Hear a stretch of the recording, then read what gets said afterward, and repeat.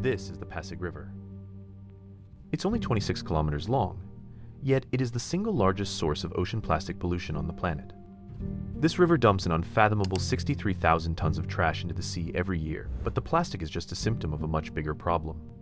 By 1990, the Pasig was declared biologically dead, a toxic, open sewer flowing through the heart of Manila and a major health threat to the 13 million people who live here. But now, an ambitious, multi-decade, multi-billion-dollar effort is underway to bring the river back from the brink of ecological collapse. Yet the road to recovery has been anything but smooth. It has faced significant, sometimes violent backlash, and contentious plans threaten the fragile progress that has been made. As you're about to see, the story of the Pasig River serves as a powerful example of the complexities that exist in conservation and the monumental effort it takes to restore a dying urban ecosystem. The Pasig River impact reaches far beyond its modest length. It flows through the heart of Metro Manila, linking the inland Laguna de Bay to Manila Bay, and by extension, the South China Sea. 13 major tributaries and a vast network of canals, or esteros, feed into the Pasig, making it the primary drainage system for much of the capital.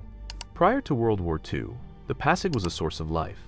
European accounts from the centuries prior compared it to the Grand Canal of Venice, with its clear waters snaking through patches of lush greenery.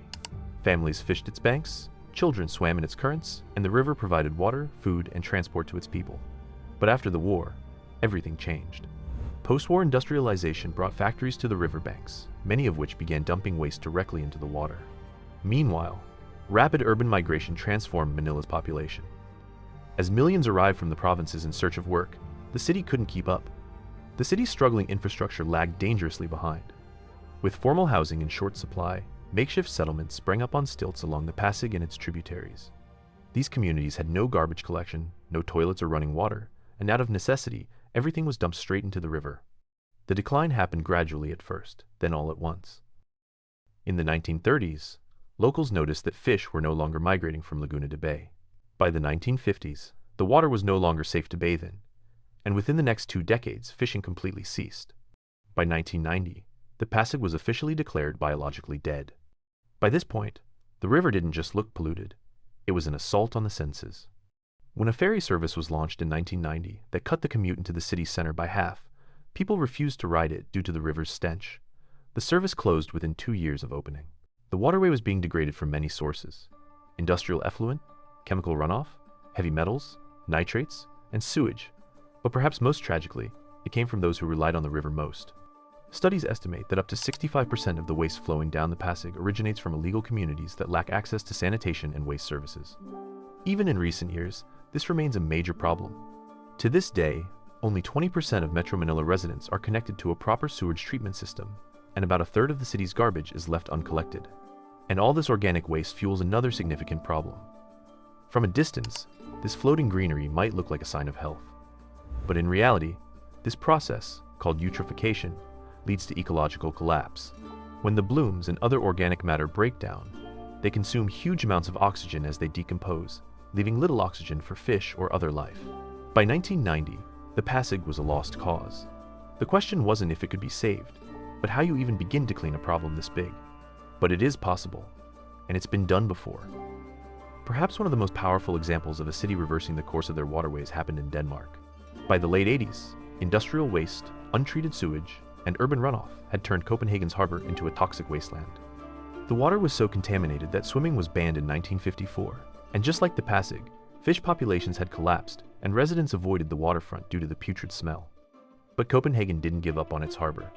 City leaders launched an ambitious, coordinated cleanup strategy that tackled the city's biggest issues at the source. They invested in new sewage treatment systems, enforced strict regulations on industrial discharge, and built underground reservoirs to capture stormwater before it could flood the harbor with pollutants. The turnaround wasn't instant. It took over a decade and billions of dollars of consistent investment, enforcement, and vision. But by 2002, nearly 50 years after swimming was banned, the city opened the doors to Harbor Bath, a new public swimming pool in the heart of the city. And today, Copenhagen's harbor is consistently voted one of the world's best urban swimming destinations. Thousands of people flock to waters that were considered toxic just decades before. And life returned to the waters too. Mussels and oysters now thrive, and beneath the surface, underwater meadows of seagrass have taken root once more, providing habitat for marine life that hadn't been seen in the harbor for generations. But one of the biggest reasons for this success was community involvement. Copenhagen's residents became stakeholders in the restoration, helping monitor water quality, reported pollution sources, and shared in the celebration of every milestone. The harbor transformed from a public hazard into a shared symbol of civic pride. And these lessons weren't lost on the teams working to restore the Pasig. If Copenhagen could bring its dead harbor back to life, then maybe there was hope for the world's most polluted river too. The lessons learned from Europe's successful waterway cleanups provided the blueprint, and in the late 90s, the long and difficult task of transforming the Pasig River officially began. President Joseph Estrada signed Executive Order No. 54, creating the Pasig River Rehabilitation Commission, an agency with more authority, broader responsibilities, and more funding than any previous attempt. The Danish International Development Agency joined as a partner too, bringing their expertise to the project. Backed by a $200 million loan from the Asian Development Bank, the PRRC was tasked with coordinating what would become one of Southeast Asia's most ambitious environmental rehabilitation projects. For the first time, a single agency had the power to oversee all aspects of the cleanup: solid waste disposal, industrial regulation, water quality, infrastructure, and most controversially, mass relocations.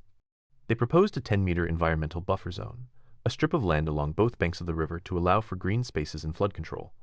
But to do this meant demolishing homes, evicting families, and displacing more than 700,000 people, more than most natural disasters do. And the backlash was fierce. In one community, Barangay Pineda, resistance to demolition turned violent. Workers arrived to level 270 homes, but chaos erupted. Residents fought back, and in the mayhem, a demolition worker was stabbed and killed. The incident shocked the public and nearly collapsed the entire project. But even beyond the violence, it was clear the initial approach simply wasn't working. Of the first 5,000 families relocated, up to 40% returned to the city, often settling near the same polluted waterways. The reason was simple. The relocation sites were far from jobs, schools, and transportation, forcing people to choose between clean housing and economic survival. Following the tragedy at Pineda, the Asian Development Bank threatened to pull funding entirely unless the PRRC stopped the forced evictions and adopted a more humane approach. So instead of clearing entire communities by force, they began offering a choice: either relocate to government-built housing developments or remain in place, provided the community committed to upgrading sanitation, sewage, and solid waste systems. Barangay Pineda became the first success story under this revised model. Residents were granted land tenure, and the government funded upgrades like clean toilets, sewage lines, and trash collection. This model became the blueprint for future rehabilitation zones. Work with the people, not against them. One of the best examples of this ethos was the rise of the River Warriors, a group of over 100 locals who patrol the waterways daily. They install floating trash barriers, identify pollution sources, educate residents, and act as frontline guardians of the river. 25 years after it was declared biologically dead, the Pasig River is finally showing signs of life. In recent years, water quality has slowly but meaningfully improved. Since 2017, several stretches of the river have met Class C standards, meaning they can now support aquatic life, industrial processes, and even secondary recreational uses like boating. But perhaps most symbolic of this progress is the return of aquatic life. Scientists have documented 8 fish species now living in the Pasig, a river that, for decades, could support nothing at all. Among them, the kanduli, or Manila sea catfish, stands out. Once a common sight, it vanished from the river for over 40 years. Its return signals that oxygen levels, water clarity, and pollutant levels, while still imperfect, are finally trending in the right direction. The return of the fish was a powerful symbol of hope, but the real transformation was happening in the narrow canals that snake through Manila's most densely populated districts. One of the most successful examples is Estero de Paco, once considered one of the most polluted waterways in the city. For years, it was choked with garbage and black water, running behind wet markets and informal settlements. But starting in 2009, a coordinated cleanup led to a dramatic transformation. Hundreds of tons of waste were dredged out. Floating plants were introduced to help naturally filter the water. Illegal structures were cleared with community support. The Paco market was rehabilitated with proper waste disposal systems, and most importantly, the Estero was transformed into a livable, flowing waterway again. But the transformation was not just visual.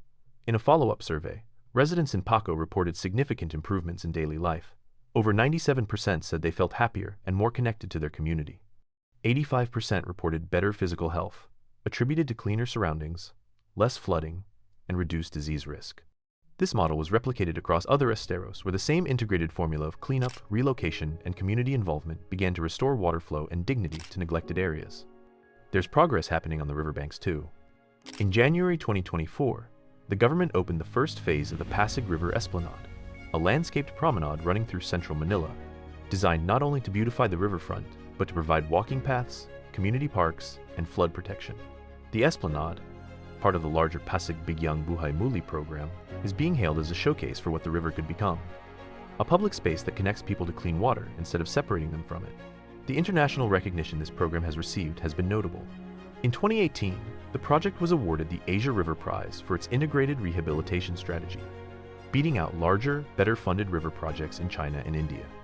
And in 2025, the United Nations named the Pasig Initiative one of its global restoration flagship projects, celebrating it as an emerging model for urban river recovery in the global south. But this isn't a success story just yet. Despite the handful of victories, the Pasig River is still highly polluted, and in many stretches, water samples still show coliform bacteria counts in the millions, far above any recreational safety standard. Bottom oxygen levels remain dangerously low in places too, especially during dry season, and major tributaries like the San Juan River continue to feed untreated waste into the main channel.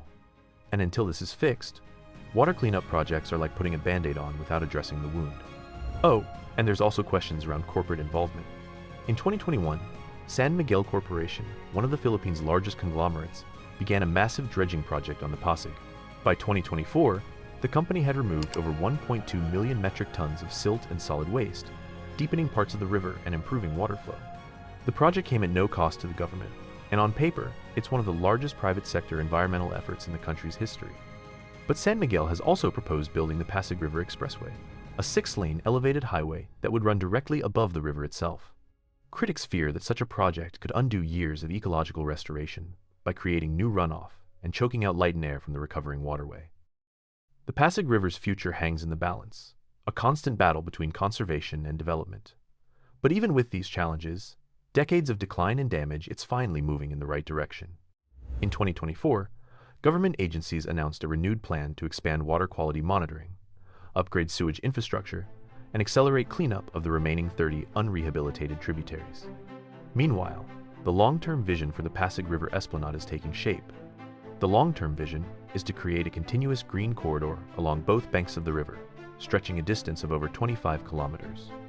Future phases, planned for rollout through 2027, will add pocket parks, playgrounds, ferry terminals, and viewing decks, turning the Pasig not just into a cleaner river, but into a people-first place. There are even plans to restore the ferry system with upgraded boats and better docking facilities, offering residents a low-emissions alternative to Manila's congested roadways. But of course, challenges remain. The key to lasting recovery won't just be more cleanup, but systemic change, proper waste management, sewerage for all, and stopping pollution at the source.